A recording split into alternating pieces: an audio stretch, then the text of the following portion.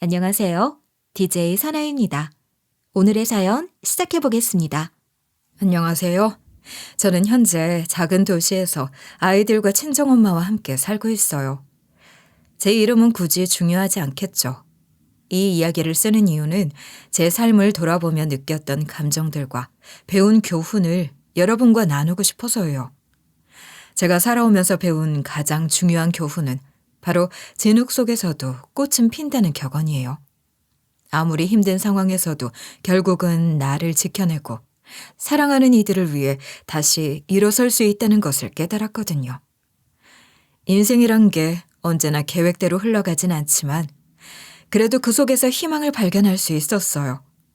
제가 경험한 이야기들이 누군가에게 작은 위로가 되길 바라며 오늘 이 글을 써내려가 보려 합니다.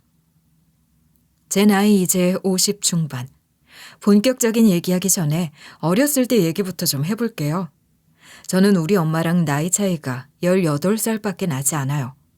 엄마가 18, 그 꽃다운 나이에 미혼모로 절 낳았거든요. 남들 보기엔 얼마나 힘들고 불행했겠나 싶지만 솔직히 말해서 부족함 없이 잘 살았는데 외갓집이 좀 살았거든요. 그래서 외할머니, 외할아버지의 보호 속에 저도 무탈하게 자랐고 엄마도 어릴 때부터 곁에서 잘 지켜주셨어요. 엄마는 정말 강한 분이셨는데 어린 나이에 저를 낳고 혼자서 키우면서도 절대 포기하지 않으셨어요. 외할머니, 외할아버지가 많이 도와주셨지만 엄마는 늘 자립하려고 노력하셨어요. 엄마는 외할머니의 도움을 받으면서도 자립하기 위해 여러 일을 하셨어요. 교육을 받으려고 밤에는 공부를 하셨고 낮에는 외할머니와 함께 가게에서 일을 도왔죠. 그렇게 번 돈으로 저를 키우고 제게 필요한 건 뭐든지 해주려고 하셨어요. 본인처럼 살지 않게 하는 게 엄마의 철칙이었죠. 그런 엄마를 보면서 전 항상 자랑스러웠어요. 물론 가끔은 엄마의 고단한 얼굴을 보면 마음이 아프기도 했지만 엄마는 저를 볼 때마다 늘 웃어주셨어요. 외할머니도 저를 정말 많이 사랑해 주셨는데 할머니는 늘 저를 무릎에 앉히고 이런저런 이야기를 해주셨어요. 할아버지는 엄마가 어린 나이에 저를 낳았다고 해서 처음엔 많이 화도 내셨다지만 결국에는 저를 귀하게 대해주셨죠. 그래서 전 외갓집에서 늘 사랑받으며 자랄 수 있었어요. 엄마가 없는 시간에도 할머니, 할아버지가 절 봐주셨으니까요. 집이 넉넉하기도 했고 엄마와 조부모님의 사랑 덕분에 어린 시절에 저는 정말 부족함 없이 자랄 수 있었던 거예요. 아무래도 엄마와 저는 나이 차이가 얼마 안 나다 보니 친구처럼 지내는 경우가 많았는데 고민거리도 함께 나누고 서로 웃고 떠들며 지내곤 했죠. 가끔은 제가 엄마에게 장난스럽게 말했어요. 엄마도 남자친구 좀 사귀어봐. 이렇게 혼자 지내지 말고. 넌 참... 그런 말 하지 마. 나한텐 너 하나면 충분해. 엄마도 가끔 외롭잖아. 내가 다 알아. 엄마도 누군가한테 기대고 싶을 때가 있잖아. 외롭긴 무슨? 너 키우는 게 내 전부야. 무슨 남자친구를 만나. 너 키우는 것도 벅찬데 남자친구라니. 그래도 난 엄마가 행복했으면 좋겠어. 그냥 나만 보고 살지 말고 엄마도 좀 더 즐기면서 살았으면 해. 알았어. 나중에. 너 좀 더 키우면 엄마는 지금도 충분히 행복해. 그렇게 말하면서도 가끔은 엄마가 외로워 보일 때가 있었어요. 엄마도 누군가에게 기대고 싶을 때가 있을 텐데 항상 강해지려고 노력하는 모습이 안타깝기도 했어요. 그래서인지 저는 항상 뭔가 결핍이 있다고 느꼈어요. 친구들은 다 아빠가 있었고 가족끼리 소풍도 가고 아빠가 학교 행사에 오기도 했거든요. 하지만 전 아빠가 없었어요. 엄마가 아무리 잘해주셔도 아빠의 빈자리는 느껴졌죠. 그래서였을까요? 25세 남편을 만났을 때 전 그 사람이 너무 멋져 보였어요. 가난한 사시생이었지만 든든한 느낌이었거든요. 마치 내가 늘 원하던 아빠 같은 존재를 찾은 것 같았어요. 근데 제가 25 되던 해 가난한 사시생이었던 지금의 남편을 만났어요. 그때도 외갓집의 보호 속에서 부족함 없이 살고 있었는데 우연히 친구의 소개로 그 사람을 알게 되었어요. 친구가 정말 착한 사람이라고, 비록 돈은 없지만 꿈이 큰 사람이니까 한번 만나보라고 추천해줬거든요. 그래서 별 기대 없이 만났는데 이상하게 그 사람한테 끌리더라고요. 사람이 착하고 정의로워 보였거든요.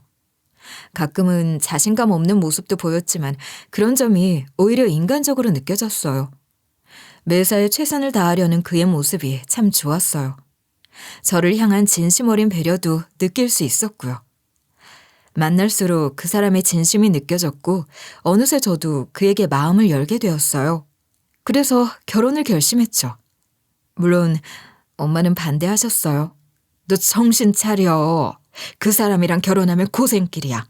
그 사람 돈도 없고 앞날도 불투명해. 너 정말 그렇게 고생하며 살고 싶니? 엄마, 난 그 사람이 좋아. 돈이 없다고 해서 사람을 포기하는 건 아니잖아. 엄마도 날 위해서 고생하셨잖아. 나도 사랑하는 사람을 위해 뭔가 해보고 싶어. 사랑만으로 다 되는 게 아니야. 세상은 그렇게 간단하지 않아. 네가 잘못된 선택을 하는 게 아닌가 정말 걱정돼. 결혼 생활은 현실이야. 사랑하는 감정만으로는 버텨낼 수 없는 일들이 너무 많아. 네가 힘들어할 걸 생각하면 엄마 정말 마음이 아프다. 지금은 좋을지 몰라도 나중에 후회하게 될까 봐 두려워. 엄마는 네가 정말 행복했으면 좋겠어. 그래서 이런 말 하는 거야. 엄마, 나도 알아. 결혼이 쉽지 않을 거라는 거. 그래도 난 그 사람을 믿고 싶어.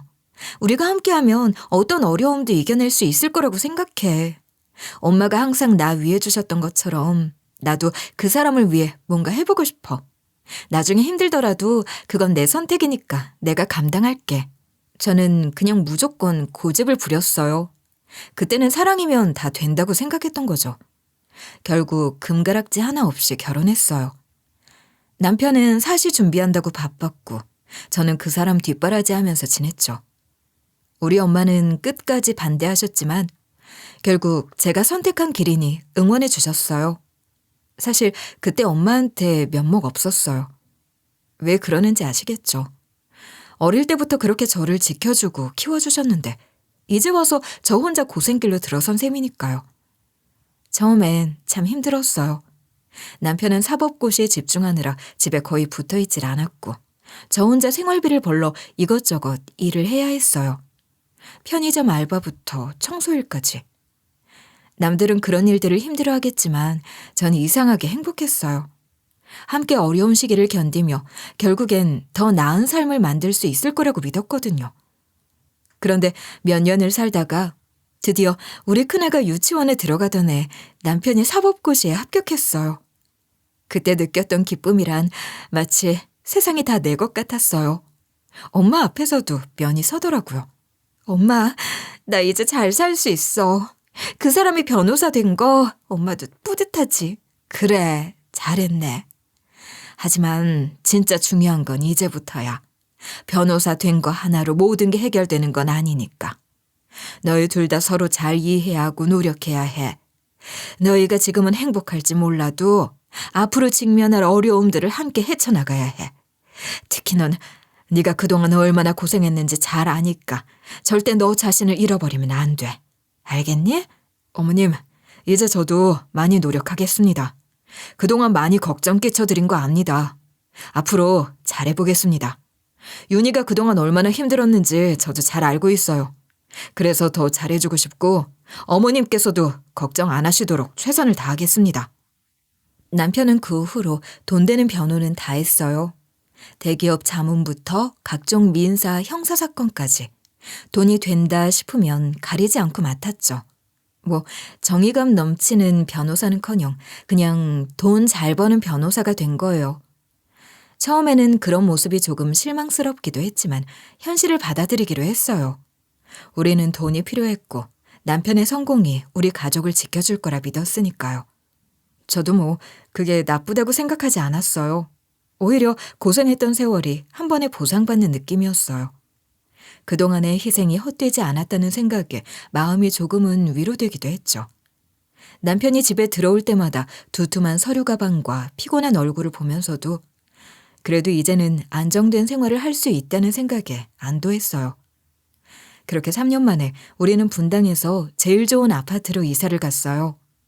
넓은 거실과 멋진 전망, 고급스러운 인테리어까지. 이사할 때마다 가슴이 벅차올랐어요.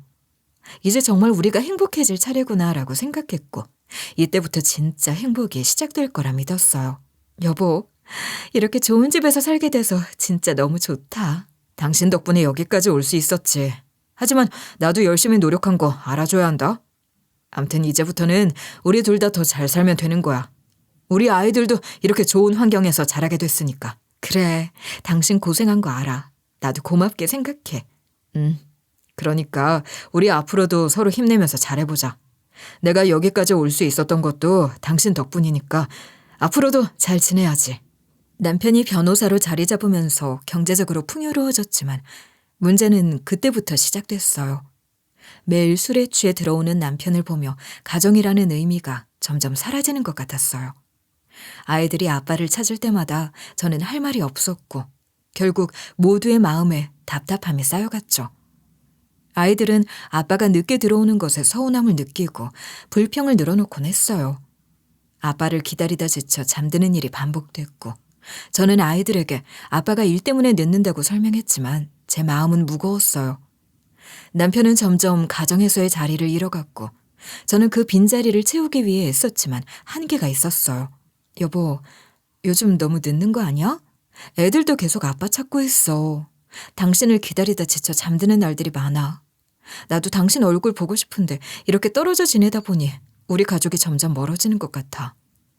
당신도 느끼지 않아? 나도 알아. 나도 힘들어. 일하느라 너무 지쳐있어. 내가 왜 이렇게까지 하는지 당신이 모르는 건 아니잖아. 우리 가족을 위해서잖아. 혼자 잘 살자고 이러는 줄 알아? 정말 힘들다고. 나도 당신이 얼마나 힘든지 알아. 하지만 당신이 이렇게 늦게 들어오고 매일 술에 취해 있는 모습을 보는 건 정말 마음이 아파. 애들도 아빠랑 시간을 보내고 싶어해. 우리 가족이 함께하는 시간이 너무 부족한데 당신이 술만 안 마시고 들어와도 시간을 더 낼 수 있지 않아? 내가 시간을 낼 수 있으면 내고 싶지 않을 것 같아? 현실이 그렇지 않잖아. 지금 이 순간에도 내 머릿속에는 일 걱정밖에 없어. 이렇게라도 하지 않으면 우리 생활이 유지가 안 돼. 당신이 무슨 말 하는지 알아. 하지만 당신 없이 우리 가족은 유지되지 않는다는 것도 알아줬으면 좋겠어. 돈이 전부가 아니야. 우리 가족의 시간과 추억도 중요하다고. 당신이 없으면 우리 마음의 빈자리가 너무 커. 돈이 전부가 아니라고? 그럼 지금 당장 돈 없이 어떻게 살 건데? 당신이 편하게 살 수 있는 것도 내가 이렇게 미친 듯이 일하고 돈 벌어오니까 가능한 거야. 말은 쉽지. 현실은 달라. 가족의 추억? 웃기지 마. 그 추억도 돈이 있어야 만들 수 있는 거잖아. 남편의 말을 들으며 마음이 퍽퍽하게 말라갔어요. 남편이 가족을 위해 열심히 일하는 건 알지만 그 과정에서 가족이 무너지고 있는 건 보지 못하는 것 같았어요. 남편의 얼굴에는 지친 기색만 가득했고 가족을 위한 따뜻한 웃음은 점점 사라져갔죠. 언제부터인가 남편의 피곤한 눈빛을 보는 것이 일상이 되어버렸고 그 속에서 저도 점점 지쳐갔어요. 남편과의 대화는 마치 벽에 부딪히는 느낌이었어요. 우리는 서로의 말이 전혀 닿지 않는 듯했죠. 그렇게 멀어져만 가는 기분에 저는 더 이상 혼자서 이 문제를 끌어안고 있을 수 없었고 엄마에게 도움을 청하기로 했어요. 엄마는 언제나 현실적인 조언을 해주시는 분이었지만 이번만큼은 제 마음을 진심으로 이해해 주길 바랐죠. 엄마에게 털어놓는 동안에도 제 목소리는 자꾸만 떨렸고 눈물이 나올 것 같아 참기 어려웠어요. 엄마는 조용히 제 얘기를 들어주셨고 그 순간만큼은 제 마음을 조금이라도 덜어내는 느낌이었어요. 그런데 너도 손서방을 좀 이해해줘야 하지 않겠니? 손서방이 밖으로 도는 것도 결국 네가 너무 몰아붙이니까 그런 거야. 손서방이 조금이라도 편하게 쉴 수 있도록 해줘야지. 네가 너무 몰아붙이면 손서방도 집에서 편안함을 느끼지 못하잖니. 엄마, 나도 참을 만큼 참았어. 정말 이제 더 참을 수 있을지 모르겠어. 애들 아빠가 매일같이 술에 취해 들어오고 심지어 외박까지 하는데 내가 어떻게 이해해줘? 나도 애들 아빠 배려하려고 노력했지만 이젠 너무 지쳤어. 가족을 위해 일한다는 건 알지만 정작 가족과의 시간은 없어. 내가 어떻게 계속 이해하고 넘어가라는 거야? 알지. 나도 네가 얼마나 힘든지 이해해. 하지만 가정이라는 게 서로 조금씩 양보하고 이해해줘야 하는 거잖니. 손서방도 네가 조금만 더 배려해주면 집에 더 있으려고 할지도 몰라. 네 마음은 알지만 너무 몰아붙이면 오히려 역효과만 날 수 있어. 엄마, 나도 그게 잘 안 돼서 힘든 거야. 이렇게까지 참아왔는데 더 이상 어디까지 참아야 할지 모르겠어. 나도 이젠 지쳤고 아이들도 아빠가 없는 걸 너무 힘들어해. 내가 더 어떻게 해야 할지 모르겠어. 엄마의 말에 일리가 없진 않았어요. 내가 조금 더 남편을 이해하고 배려했더라면 이렇게까지 되지 않았을 수도 있다는 생각에 자책이 들었어요. 하지만 남편이 외박을 반복하자 이제는 더 이상 참을 수 없었어요. 엄마와 함께 남편을 미행하기로 했어요. 의심은 점점 커져갔고 더 이상 확신 없이 남편을 믿기 어려웠거든요. 우리는 일단 남편 차를 따라갔어요. 남편이 회사에서 나오는 순간부터 눈을 떼지 않고 남편을 주시했죠. 남편은 차에 올라탔고 저와 엄마는 뒤따라 차에 올라타 천천히 거리를 두며 남편 차를 쫓기 시작했어요. 좁은 골목과 신호등 앞에서 남편이 우리를 눈치챌까 봐 조심스러웠지만 다행히 렌터카를 빌린 덕분에 들키진 않았죠. 한참을 따라가다 보니 남편이 도착한 곳은 고급 클럽이었어요. 클럽 앞에 차를 주차하는 남편을 보며 제 가슴이 철렁 내려앉았고 대체 여기서 뭘 하려는 거지? 라는 생각이 머릿속을 맴돌았어요. 저는 엄마에게 눈짓을 하고 우리는 남편이 클럽 안으로 들어가는 것을 확인한 후 차에서 내려 조심스럽게 그 뒤를 따랐어요. 남편은 클럽의 VIP 룸으로 들어가는 것을 봤고 남편이 문을 열고 들어가는 순간 안에서 들리는 큰 소리의 웃음과 음악 소리가 귀에 꽂혔습니다. 남편 얼굴에는 집에서 볼 수 없었던 생기가 가득해 보였고 그 문 너머로 어떤 일이 벌어질지 상상하기만 해도 가슴이 무너지는 것 같았죠. 더 이상 참을 수 없었고 저는 엄마에게 눈짓을 하자마자 직원의 저지에도 불구하고 VIP 룸 문을 거칠게 열어젖혔어요. 순간 방 안의 모든 시선이 우리에게 쏠렸고 남편은 갑작스러운 상황에 놀란 표정으로 저를 바라봤어요. 방 안에는 남편과 술집 여자들이 있었는데 참 다정하게도 어울리고 있었습니다. 남편의 얼굴에서 당황스러움과 불쾌함이 교차하는 것을 보았는데 이내 남편이 부도덕한 짓을 저지르고 있었다는 사실이 분명해졌어요. 이게 당신이 가족을 위해 일한다고 말하던 그 모습이야? 이게 다 뭐냐고! 손서방, 이게 손서방이 말하던 그 가족을 위한 모습이야? 자네가 정말 가족을 위해 일한다고 생각했던 내가 한심하게 느껴져. 도대체 무슨 생각으로 여기 있는 거야? 남편은 입을 벌리며 무언가 변명을 하려 했지만 목소리가 제대로 나오지 않는 것 같았어요. 옆에 앉아있던 술집 여자들도 당황한 듯 우리를 쳐다보았고 그 여자들의 시선이 더욱 제 분노를 자극했어요. 방 안의 공기는 일순간 얼어붙었고 저는 그 순간 느꼈던 배신감과 분노를 숨길 수 없었어요. 남편은 지도 쪽팔렸는지 처음에는 잠시 고개를 숙이며 난처한 표정을 짓다가 이내 얼굴이 붉어지더니 갑자기 성질을 내며 목소리를 높였어요. 남편은 주변을 둘러보며 우리가 지체면을 구겼다는 분노가 가득한 눈빛으로 저와 엄마를 쏘아보았죠. 대체 왜 여기까지 찾아와서 이 난리를 피우는 거야? 내가 여기서 뭐 하든 말든 네가 무슨 상관이야? 내 일에 이렇게까지 끼어들어야 속이 시원하냐고. 너희가 내 고생을 알기나 해? 나도 매일같이 죽을 만큼 일하고 술이라도 마시지 않으면 미쳐버릴 것 같다고. 네가 그렇게 참견하고 나서면 더 지치는 거 몰라? 그게 가족을 배신하고 이런 짓을 저지를 이유가 된다고 생각해? 우리가 얼마나 당신을 기다리고 있는지, 당신이 얼마나 우리를 힘들게 하는지 단 한 번이라도 생각해 본 적 있어? 당신이 이렇게 우리를 저버리고 있을 때 집에 사는 애들이 아빠를 얼마나 그리워하는지 생각해 본 적 있냐고. 애들 얘기는 꺼내지도 마. 나도 내가 할 수 있는 한 최선을 다하고 있어. 이게 다 돈 벌려고 하는 일이야. 도대체 내가 뭘 어쩌라는 거야? 다들 나만 나쁜 놈으로 몰아가는 거 지긋지긋해. 이제 됐다. 이런 꼴까지 보면서 붙잡고 있을 필요는 없는 것 같구나. 더 이상 아무런 기대도 없어. 이만 가자. 여기서 더 말할 가치도 없는 사람인 것 같구나. 엄마는 제 팔을 강하게 잡아 끌며 말했어요. 저는 남편에게서 등을 돌리며 온몸에 뜨거운 분노가 치밀어 오르는 것을 느꼈어요.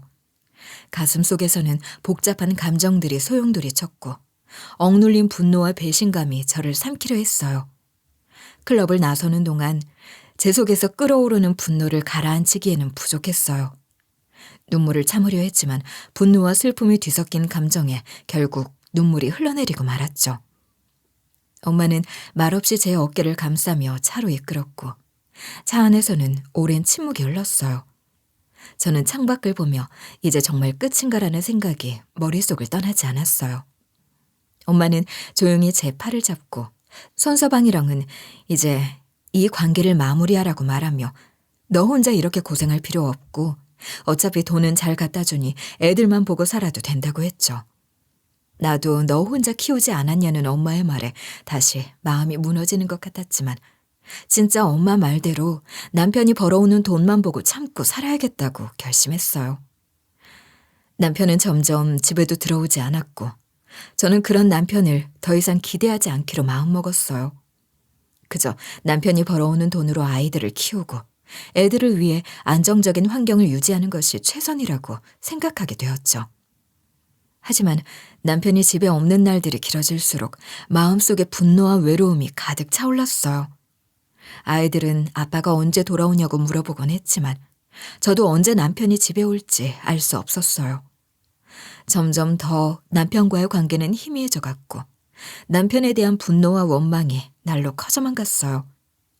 저는 아이들을 위해서라도 이런 상황을 버텨야겠다는 생각에 스스로를 다잡으며 마음속의 분노를 억누르고 있었는데 시댁에선 이런 상황도 모르고 저한테 자기 아들이 벌어다주는 돈으로 얼마나 속편하게 사냐고 하더라고요. 남편이 집에도 들어오지 않고 불륜까지 저지르고 있는 상황에서 저는 결국 시댁에 따졌어요. 어머니, 아버님, 애들 아빠가 이렇게까지 가정을 소홀히 하고 불륜까지 저지르고 있는데 알고 계신가요? 제가 도대체 어떻게 더 이해하라는 말씀이세요? 가족을 이렇게 방치하고 있는 걸 제가 다 참고 넘어가야만 하나요? 남자가 밖에서 일하다 보면 그럴 수도 있는 거야. 네가 너무 예민하게 구는 거 아니니? 우리 아들이 얼마나 고생하고 있는데 네가 이해 좀 못해주니? 어머니, 이 상황에서 제가 어떻게 이해하라는 말씀이세요? 가족을 위해 일한다면서 정작 가족을 돌보지 않는 게 말이 된다고 생각하세요? 가정은 여자가 지키는 거다. 네가 좀 더 이해하고 남편을 편하게 해줘야 하지 않겠냐? 네가 조금만 더 참으면 되는 거야. 집안 문제로 네 남편 괴롭히지 말아라. 애들 아빠가 가족을 배신하고 불륜을 저지르고 있는 상황에서 제가 무조건 참아야만 하는 건가요? 제가 무슨 죄를 지었길래 이렇게 모든 책임을 저한테 떠넘기시는 거죠? 애들 아빠가 변호사가 된 것도 다 제 덕분인데 그거 잊으신 거예요? 애들 아빠가 가족을 배신했는데 왜 저만 참으라고 하세요? 네가 좀 더 이해하고 참으면 다 해결될 문제야. 시댁 사람들은 끝까지 남편만 감싸고 저를 비난하기 바빴어요. 정말 꼴값을 떠는 그 태도에 분노와 서러움이 치밀어 올랐지만 할 말이 없더라고요. 시댁은 언제나 자기 아들만 감싸고 나한텐 돈이나 축내는 사람이라는 소리나 해댔는데 어이가 없기도 하고 남편이 변호사가 된 것도 다 내 덕분인데 그걸 다 잊었나 싶고 이렇게 혼자 버티고 있는 게 참 기막히고 억울했어요. 그러던 어느 날 뜬금없이 남편이 집으로 돌아왔어요. 남편의 얼굴에는 평소와는 다른 깊은 두려움이 가득했죠. 저는 무슨 일이 생긴 건지 직감적으로 느낄 수 있었어요. 남편이 마치 무언가에 쫓기고 있다는 듯이 집 안으로 급히 들어왔고 숨을 고르며 저를 바라봤어요. 나 잠깐 도피해야 할 것 같아. 도피? 그게 무슨 말이야? 무슨 일이 생긴 거야? 의뢰인의 작은 문제를 처리하다가 본의 아니게 돈 세탁을 도운 셈이 됐어. 뭐? 당신 지금 무슨 짓을 한 건지 알아? 돈 세탁이라니! 내가 그게 불법이라는 걸 몰랐던 건 아니야. 하지만 상황이 너무 복잡했어. 복잡하다고? 그래서 이 지경까지 온 거야? 우리 가족 생각은 안 해? 지금 우리까지 위험에 빠뜨린 거라고. 이제 수사기관에서 날 잡으러 올 수도 있을 것 같아. 당분간 여기 있으면 안 될 것 같아. 여기 있으면 안 된다고? 그럼 어디로 갈 건데? 나랑 애들은 어쩌고? 당신은 항상 이렇게 책임을 회피해? 정말 미안해. 그렇지만 지금은 어쩔 수 없어. 나도 선택의 여지가 없었어. 선택의 여지가 없었다고? 그래서 가족을 또 버리겠다고? 정말 무책임해. 그 말을 듣는 순간 머릿속이 아득해졌어요. 이 모든 상황이 너무 갑작스럽게 다가왔죠. 남편이 가족을 위해 일한다고 했던 그 과정에서 이런 위험한 일에 휘말릴 줄은 상상도 못했어요. 경제적으로 안정되었다고 생각했지만 그 이면에 이런 위험이 도사리고 있었다니 믿기지 않았어요. 남편의 말을 들으면서 분노와 혼란이 동시에 몰려왔어요.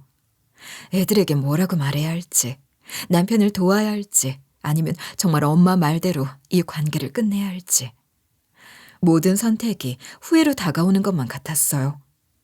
머릿속에서는 어떻게든 가족을 지켜야 한다는 생각이 맴돌았지만 그 방법이 무엇인지 전혀 알 수 없었어요. 결국 참아왔던 감정들이 터져나왔어요. 남편에게 느끼는 배신감과 분노, 그동안 쌓인 억울함을 모두 쏟아내며 악다구니를 퍼부었어요. 가족을 위해 일한다고 했지만 불륜을 저지르고 우리를 방치하고 거기에 변호사가 돼서 불법적인 일까지 했냐고 따졌어요. 남편이 그냥 잘못됐으면 좋겠다는 생각까지 들었죠. 저는 남편에게 그냥 자수하라고 말했어요. 이렇게 도망다니면서 문제를 해결할 수 없고 계속해서 가족을 위험에 빠뜨릴 수는 없다고 했어요.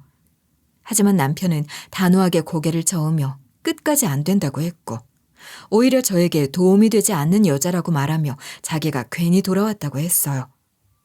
이러니까 집구석에 들어오기 싫어진다고 하며 다시 나가버리는데 그 말을 듣고 저는 망연자실했어요.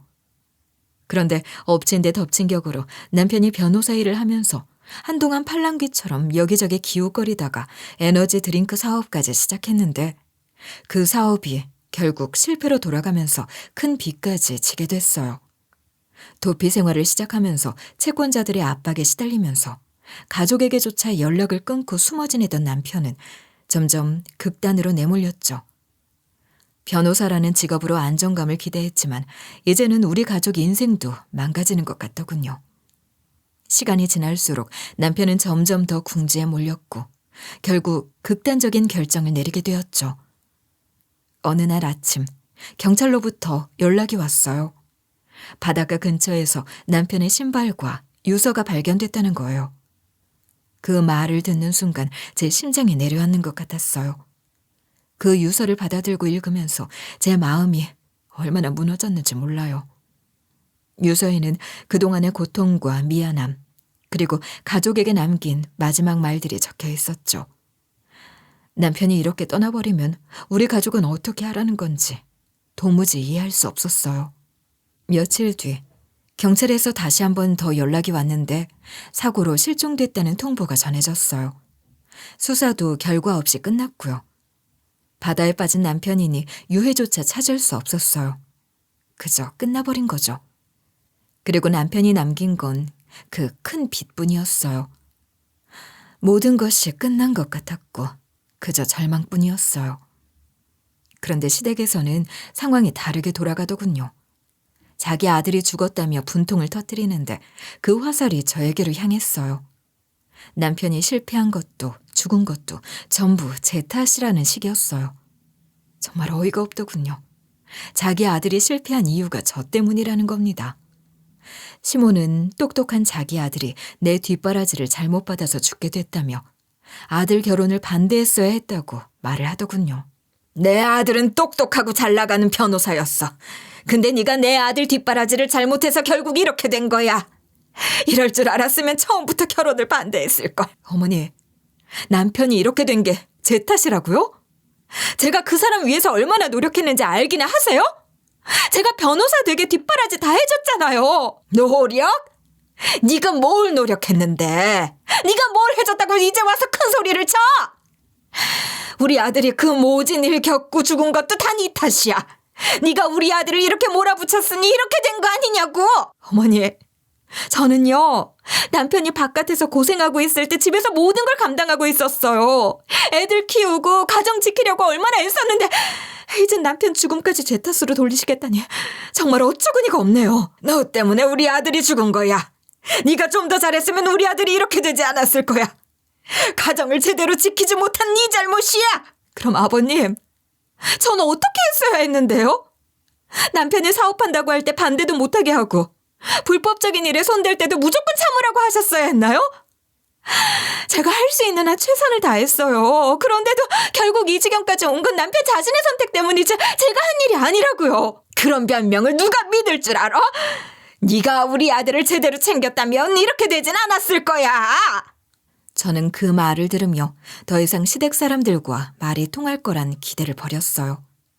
시부모는 끝내 자기 아들만 감싸고 저를 비난하기 바빴으니까요. 모든 책임을 저에게 떠넘기고 제가 잘못했다고 몰아세우기만 했어요.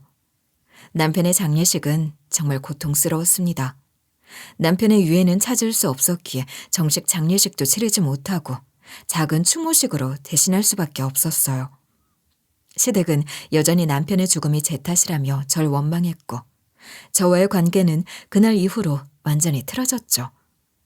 시모는 추모식에서도 절 향해 끝없는 비난을 퍼부었고 시아버지는 침묵 속에서 절 차갑게 바라볼 뿐이었어요. 시댁 사람들과의 말다툼은 이제 더 이상 의미가 없다는 생각이 들었어요. 시댁 인간들은 끝까지 남편의 죽음을 제 탓으로 돌리며 분노를 표출했으니까요. 결국 그날 이후로 시댁과의 관계는 완전히 끊어졌고 저는 시댁의 비난에서 벗어나 오로지 아이들과 제 삶을 지키기 위해 노력하기로 마음먹었어요. 그때부터 제가 직면해야 했던 현실은 너무나 냉혹했어요. 남편이 남긴 건 결국 빚뿐이었으니까요. 염치 없지만 엄마에게 도움을 요청할 수밖에 없었어요. 엄마, 도와주세요. 저 정말 어떻게 해야 할지 모르겠어요. 남편이 남긴 빚도 너무 크고 애들까지 다 제 책임이에요. 그냥 어떻게 해야 할지 모르겠어요. 그래, 내가 다 알지. 무슨 일이 있어도 네 옆에 있을 거야. 혼자 감당하기에 너무 힘들었을 거야. 엄마, 정말 미안해요. 제가 이렇게 다시 엄마한테 도움을 청하게 될 줄은 몰랐어요. 미안하기엔 넌 내 딸인데 당연히 도와야지. 애들 생각해서라도 힘내야 해. 엄마가 있잖아. 네가 얼마나 고생했는지 내가 모를 줄 알아? 이제는 나랑 같이 조금씩 다시 해보자. 혼자서 다 짊어지지 않아도 돼. 엄마는 말없이 절 안아주셨고 그 순간 참아왔던 눈물이 한꺼번에 터져나왔어요. 엄마의 품에서 한참 동안 울며 그동안 쌓여왔던 억울함과 무력함을 모두 토해낼 수밖에 없었어요. 하지만 마음 한편으로는 너무 염치 없다는 생각이 계속 들었어요. 남편의 일로 이미 지쳐있을 엄마에게 또다시 짐을 지우고 있는 것만 같았거든요. 그럼에도 불구하고 다른 선택의 여지가 없었어요. 애들을 생각하면 엄마에게라도 기대어 버티는 수밖에 없었으니까요. 엄마의 도움으로 그나마 살 곳을 마련할 수 있었고 생계를 위해 국내 여행사에 취직하게 되었어요. 처음에는 낯선 환경에서 일하는 것이 쉽지 않았어요. 여행 상품을 기획하고 손님들을 상대하는 일이 생각보다 까다로웠고 매일같이 쏟아지는 문의와 예약을 처리하느라 정신없이 바빴죠. 그러나 아이들을 생각하면서 포기할 수 없었어요. 아이들이 필요로 하는 모든 것을 해주기 위해서는 제가 이 일을 잘 해내야만 했거든요. 초반에는 실수도 많았어요. 손님에게 예약 정보를 잘못 전달하거나 서류를 제때 준비하지 못해 곤란한 상황에 처하기도 했죠. 그렇게 조금씩 적응하면서 일의 흐름을 배우고 나름대로 요령도 생기기 시작했어요. 엄마는 언제나 저와 아이들을 위해 든든한 버팀목이 되어주셨고 퇴근하고 집에 돌아오면 엄마가 준비해 주신 저녁이 기다리고 있었어요. 아이들도 할머니의 품에서 조금씩 안정을 찾아갔어요. 그렇게 우리는 서서히 그러나 확실히 새로운 일상을 시작하게 되었죠. 그런 일상이 계속되던 중에 여행사에서 일하면서 직원 할인 혜택으로 엄마와 엄마 친구들을 자주 여행 보내드리곤 했어요. 특히 부산은 엄마가 너무 좋아하셔서 갈 때마다 정말 즐거워하셨어요. 이번에도 엄마와 친구분들을 부산 여행 보내드리게 됐는데 어촌 마을까지 구석구석 다니며 얼마나 좋아하셨는지 몰라요.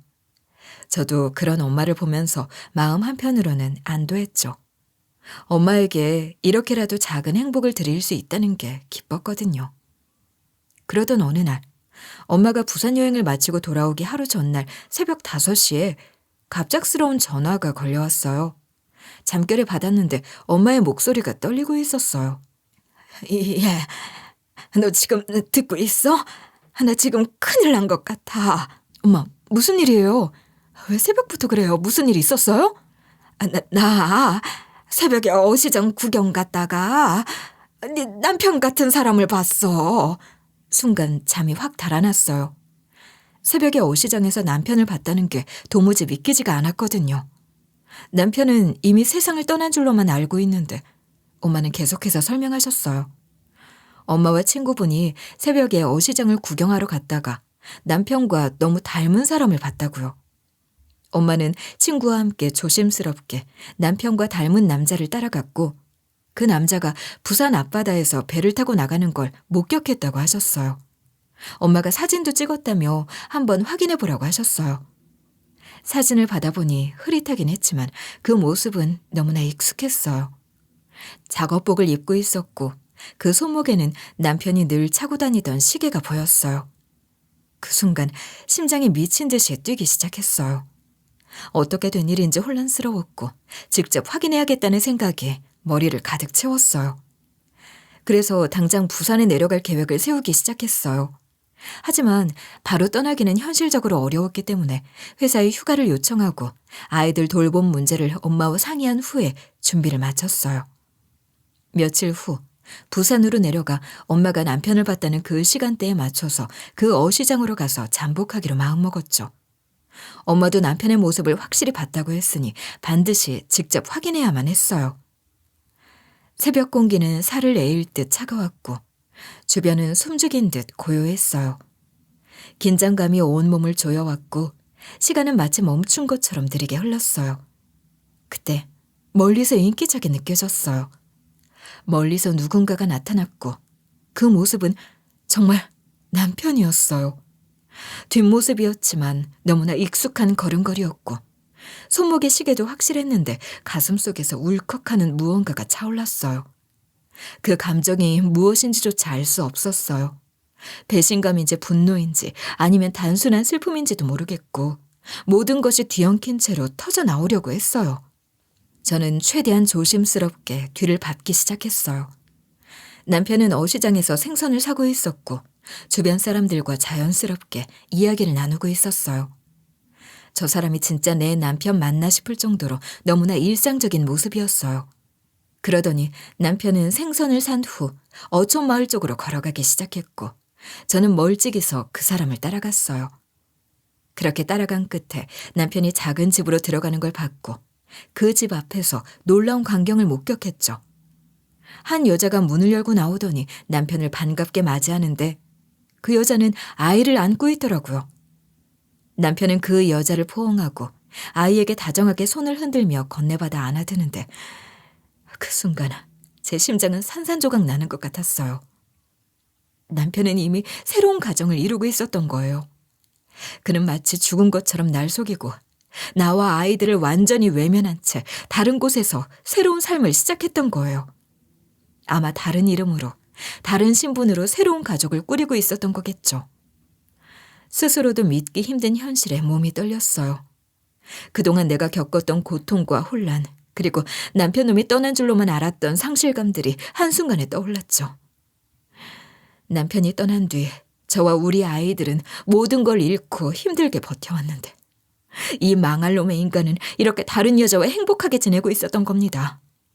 그 장면을 보고 눈이 안 뒤집힐 사람이 어디 있겠어요. 분노, 배신감, 슬픔, 그리고 허탈함까지 한꺼번에 몰려왔어요. 저는 더 이상 참을 수 없었어요. 무작정 그 집으로 걸어가 문 앞에서 소리쳤어요. 당신 여기서 뭐하고 있어? 남편이 깜짝 놀라 뒤를 돌아봤어요. 그놈의 눈이 저와 마주친 순간 얼굴이 하얗게 질리더군요. 한동안 아무 말도 못하고 멍하니 서 있었는데 그런 상황에서 남편이 내뱉은 말은 정말 어이없는 대답이었어요. 그 순간 제 안에 쌓여있던 분노가 폭발할 것 같았어요. 이 상황에서 저런 말을 한다고? 제 이성을 잡고 있기가 힘들었어요. 누구세요? 잘못 오신 것 같은데요. 누구세요? 진짜 이렇게 나오겠다는 거야?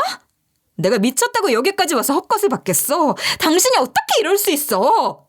남편은 당황한 듯 주위를 둘러보더니 내 팔을 잡고 서둘러 집 밖으로 데리고 나갔어요. 남편은 이 상황이 더 이상 커지는 것을 막으려는 듯 급하게 나를 끌고 골목 끝으로 향했어요. 남편 손에 이끌려 나가면서도 분노가 가라앉기는커녕 더 치밀어 올랐어요. 어떻게 이런 상황에서 나를 끌고 나가면서 모면하려고만 하는 건지 참을 수 없었죠. 골목 끝에 도착하자 저는 남편 앞에서 일방적으로 분노를 터뜨렸어요. 이 모든 게 얼마나 천인공노할 일인지, 그동안 내가 어떤 고통을 겪었는지 쉴 새 없이 쏟아냈어요. 남편은 내 앞에서 무릎 꿇다시피 하며 한 번만 봐달라고 사정하기 시작했어요. 정말 미안해. 그땐 너무 절망적이었어. 죽으려고 했는데 막상 뛰어내리고 나니까 살고 싶더라. 그래서 수영해서 다시 무트로 올라왔어. 그리고 나서는 모든 걸 지우고 싶었어. 주민등록번호도 말소하고 완전히 저 세상 간 사람처럼 위장했어. 죽은 척하고 도망갔다고? 그게 다야? 그렇게 다 지우고 나면 끝난 줄 알았어? 작은 어촌 마을로 가서 이름을 바꾸고 새로 살기 시작했어. 거기서 지금 같이 살고 있는 여자를 만났고 부산으로 넘어온 지 1년 8개월 정도 됐어. 나도 그때는 정말 새로운 시작을 하고 싶었을 뿐이야. 새로운 시작? 그 말을 내가 믿으라고? 네가 나랑 아이들 버리고 도망가서 그렇게 새로운 가정을 꾸렸다는 걸 내가 납득할 거라고 생각해? 나도 선택이 없었어. 그때는 너무 벅차고 감당할 수 없었어. 그래서 그렇게 떠날 수밖에 없었다고. 벅찼다고? 그 말로 내가 지금까지 겪은 고통이 다 없어질 것 같아? 네가 떠나고 나서 내가 어떻게 살았는지 알아? 혼자서 아이들 키우면서 어떻게 견뎠는지 네가 알기나 하냐고. 미안해. 정말 미안해. 그땐 나도 너무 힘들었어. 그래서 그냥 모든 걸 내려놓고 싶었을 뿐이야. 내려놓고 싶었을 뿐이라고? 네가 내려놓은 건 가족이었어. 나랑 우리 애들이었어. 그런데 넌 여기서 다른 여자를 만나서 잘 살고 있었다고? 그걸 내가 지금 용서하길 바라는 거야? 제발 한 번만 봐줘. 지금이라도 다시 용서받을 순 없겠니? 용서? 네가 나한테 지금 용서를 구할 자격이 있다고 생각해? 네가 했던 짓을 다 잊고 그냥 받아주라고? 웃기지 마. 네가 망쳐놓은 내 인생, 우리 애들 인생, 그 책임을 질 생각은 했어? 저는 그 얘기를 들으며 남편이 얼마나 간이 배 밖으로 나왔는지 실감할 수 있었어요. 숨어 살다 이제는 간도 커져서 부산으로 넘어온 걸 보니 그 사람에게 양심이라는 게 조금이라도 남아있기는 한 건가 싶더군요. 그리고 그 순간 결심했죠. 이 인간에게 복수하겠다고. 이놈이 도망치지 못하게 해야겠다고 생각했어요. 그래서 그날은 아무 말 없이 잠자코 돌아섰지만 돌아서면서 마음속으로는 이미 계획을 세우기 시작했어요. 돌아오자마자 저는 바로 경찰에 신고를 했고 남편이 숨어 살던 모든 거취를 고발했어요. 그리고 남편의 두 번째 가족에게도 모든 사실을 폭로했어요. 남편과 함께 살던 그 여자는 남편의 과거를 어느 정도 알고 있었던 것 같았지만 저와 우리 아이들에 대한 존재는 전혀 몰랐던 모양이었어요. 당신도 알아야 해요. 그 사람이 나랑 우리 아이들을 어떻게 버렸는지, 그리고 어떻게 새로운 가정을 꾸린 건지요. 아마 그 사람의 과거를 대충은 알았겠죠. 하지만 우리에 대해서는 전혀 몰랐을 거예요. 그동안 그 사람이 무슨 짓을 했는지 알아야 한다고 생각해요. 정말 죄송해요. 솔직히 전 그 사람이 그런 과거가 있는 줄 몰랐어요. 저한테는 몇 가지만 얘기했을 뿐이고 당신과 아이들에 대한 건 전혀 들은 적이 없었어요. 몇 가지만 얘기했다고요? 당신도 그 사람의 과거를 어느 정도는 알고 있었을 텐데 그냥 무시한 거 아닌가요? 그 사람이 무슨 짓을 했는지 알면서도 같이 살기로 한 건 당신 선택이겠죠. 하지만 나와 우리 아이들까지 이렇게 피해를 줄 줄은 몰랐겠죠. 정말 몰랐어요. 그 사람이 그렇게 떠난 것도, 당신들이 이렇게 힘들게 살았다는 것도요. 그냥 새로운 시작을 하고 싶다고 해서 그 말을 믿었을 뿐이에요. 새로운 시작. 그 말을 믿었다고요? 알고 있었든 없었든 결국 당신도 이 상황 일부였어. 내가 겪은 고통을 당신이 조금이라도 알긴 할까? 그 인간 때문에 내 인생도 엉망이 됐고 우리 아이들도 상처받았다고. 그런데 이제 와서 모른 척하는 게 너무 편한 거 아니에요? 그 여자는 고개를 떨구며 아무 말도 하지 못했어요. 저는 그 여자의 모습을 보면서 이제 더 이상 이 인간들에게 할 말도 없다는 생각이 들었어요. 남편 그 쌍놈과 그 인간의 세 가족 모두 이제는 내 관심 밖이었어요. 제가 해야 할 일은 끝났고 이제 그 인간들이 스스로 감당해야 할 몫이었죠. 남편 놈은 도주할 우려가 충분히 있었기 때문에 바로 구속되어 조사를 받게 되었어요. 아무리 변호사라 해도 그 상황에서 빠져나갈 수는 없을 거였죠. 남편이라 부르고 싶지도 않은 그놈과 이혼 소송도 시작하게 되었어요. 그런데 알고 보니 그놈은 소송만 대여섯 개는 걸려 있더라고요. 이렇게 소송이 많은 상황이니 저에게 협의 이혼을 하자고 제안했어요. 제발, 나도 너무 힘들어.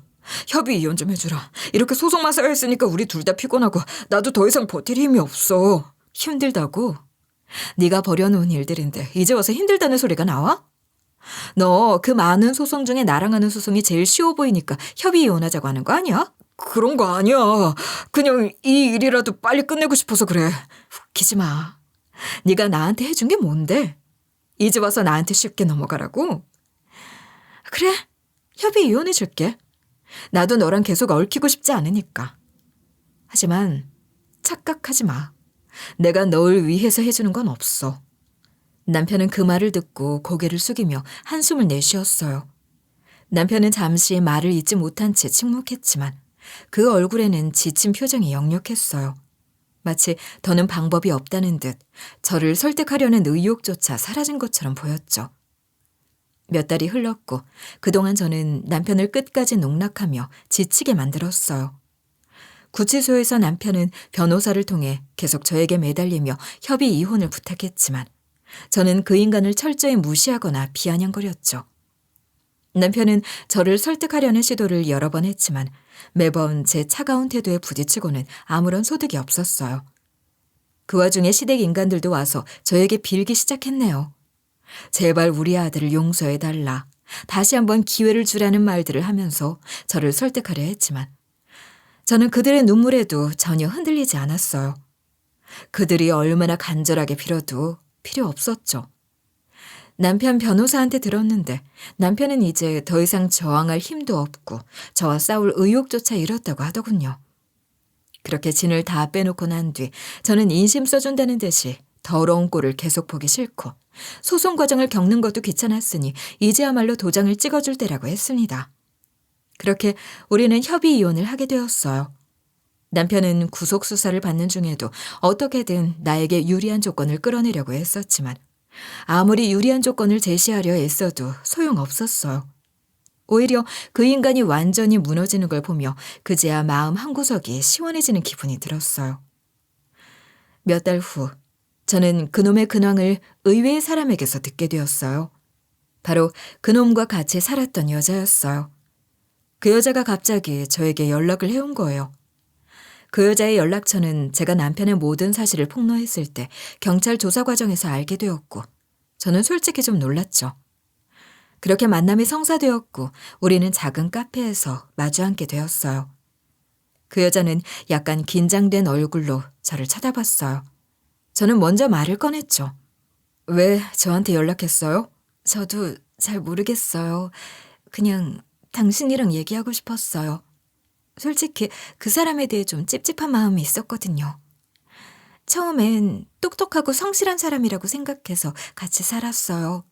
하지만 그동안 많은 걸 숨기고 있었던 것 같아요. 옥바라지까지 하실 거예요? 그 사람 지금 구속되어 있잖아요. 앞으로도 계속 그렇게 살 거냐고요? 아니요. 저도 이제 애들 데리고 다른 지역으로 가서 살려고 해요. 그 사람과의 일은 여기서 끝내야 할 것 같아요. 솔직히 저도 피해자일 뿐이에요. 그동안 그 사람 말을 믿었던 게 후회돼요. 그런데 형량이 나왔더라고요. 징역 5년이라던데요. 그 사람 변호사였어도 결국 법의 심판은 피할 수 없었나 봐요. 그래요? 징역 5년이라니. 그렇게 쉽게 빠져나가진 못했네요. 끝까지 잘난 척하더니 결국엔 이렇게 됐네요. 그쪽도 정신 좀 차리세요. 이런 사람한테 휘둘리지 말고요. 그 말을 듣고 보니 저도 그렇고 이 여자도 결국 다 피해자일 뿐이었어요. 제가 느꼈던 분노와 원망, 그 모든 감정들이 조금은 정리되는 것 같았어요. 우리는 서로를 이해할 수는 없었지만 적어도 서로의 고통을 어느 정도는 공감할 수 있는 시간이었다고 생각해요. 아이들에게는 여전히 아빠 얘기를 하지 않았어요. 아직은 말할 시기가 아니라고 느꼈거든요. 애들이 성인이 되고 그때쯤 소주 한 잔 기울일 수 있을 때 그때 가서 얘기하려고 마음먹었어요. 그때까지는 이 이야긴 그냥 묻어두기로 했어요. 그리고 이 모든 상황 속에서도 정말 감사한 사람이 있었어요. 바로 엄마예요.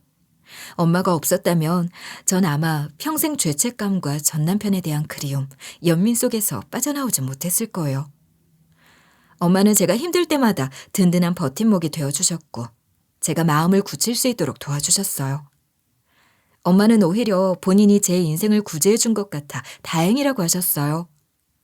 죽는 날까지 엄마한테 효도하겠다고 다짐했어요. 엄마는 절 구해주셨고 저희 아이들도 함께 구해주셨어요. 엄마 아니었으면 정말 어땠을까 싶어요. 지금 전 아이들과 친정 엄마와 함께 평온한 삶을 살고 있어요. 아이들은 학교에서 열심히 공부하고 있고 저는 여행사에서 일하면서 조금씩 여유를 찾아가고 있어요. 엄마도 건강하시고 함께 저녁을 먹으며 웃고 떠드는 그런 평범한 일상을 보내고 있어요. 비록 상처가 완전히 아물진 않았지만 이제는 그 상처를 품고 살아갈 힘을 얻었어요. 이 일을 겪으면서 깨달은 게 있어요. 사람을 너무 믿는 것도 너무 포기하는 것도 결국 나를 힘들게 만든다는 거려. 사람과의 관계에서 가장 중요한 건 나 자신을 잃지 않는 거라는 걸 이번에 뼈저리게 느꼈어요. 이제는 어떤 일이 있어도 저 자신을 가장 먼저 지키며 살아가기로 다짐했어요. 그렇게 저희 가족은 조금씩 나아가고 있습니다. 끝으로 이 모든 어려움을 지켜내는데 도움을 주신 엄마와 주변 분들께 감사 인사 같이 전하고 싶고 제 이야기를 들어주셔서 정말 감사합니다.